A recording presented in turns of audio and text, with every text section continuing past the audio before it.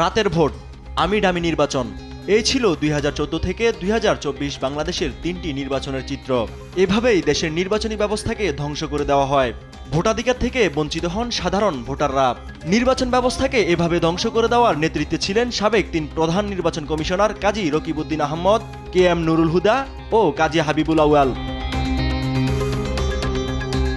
2014, 2018 এবং 2024 সালের দশম, একাদশ ও দ্বাদশ জাতীয় নির্বাচনগুলোতে ভোটের মাঠের প্রধান মাস্টারমাইন্ড ছিলেন তারা। শুধু তাই নয়, জীবনের সব আয়োজন এখানে একসাথে।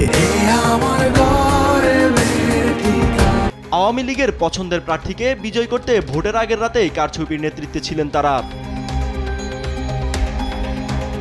বিএনপি সহ বেশিরভাগ রাজনৈতিক দলের বর্জনের মধ্যে 2014 সালের 5 জানুয়ারি দশম সংসদ নির্বাচন অনুষ্ঠান করেন তখনকার নির্বাচন কমিশনার কাজী রকিবউদ্দিন আহমদ। সেই নির্বাচনে 300 আসনের মধ্যে 153টিতে আওয়ামী লীগের প্রার্থী বিনা প্রতিদ্বন্দ্বিতায় সংসদ সদস্য হন। সেই সংসদকে বিনা ভোটের সংসদ আখ্যা দিয়েছিল বিএনপি। তবে 2018 সালের 30 ডিসেম্বরের একাদশ জাতীয় সংসদ নির্বাচনে বিএনপি অনেক যদি কিন্তুর মাধ্যমে অংশ নিল। সেই নির্বাচনে আগের রাতে ভোট হওয়ার অভিযোগ ওঠে। মধ্যরাতেই শেষ হয়ে যায় ভোট কাস্টিং। সকালে কেন্দ্রে গিয়ে ভোটাররা দেখেন তাদের ভোট আগেই দেওয়া হয়ে গেছে। নিশিরাতের এই মূল কারিগর ছিলেন KM নুরুল হুদা।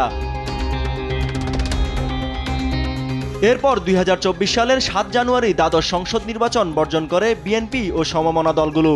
তবে সেই নির্বাচন অংশগ্রহণমূলক দেখাতে শরিক ও বিরোধী দল জাতীয় পার্টির জন্য আসন ছেড়ে দেয় আওয়ামী লীগ। নির্বাচনে প্রতিদ্বন্দ্বিতা বাড়াতে দলীয় প্রার্থীর পাশাপাশি নিজেদের দলের নেতাদের স্বতন্ত্র প্রার্থী হিসেবে দাঁড় করান, যা আমি ডামি নির্বাচন হিসেবে পরিচয় পায়।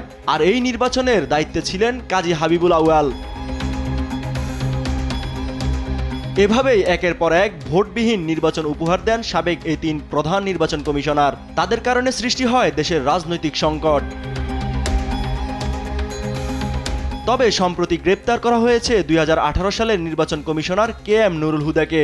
বাকিরা এখনও ধরাছোঁয়ার বাইরে। ইউসুফ ভুঁইয়া, দেশ টিভি, ঢাকা।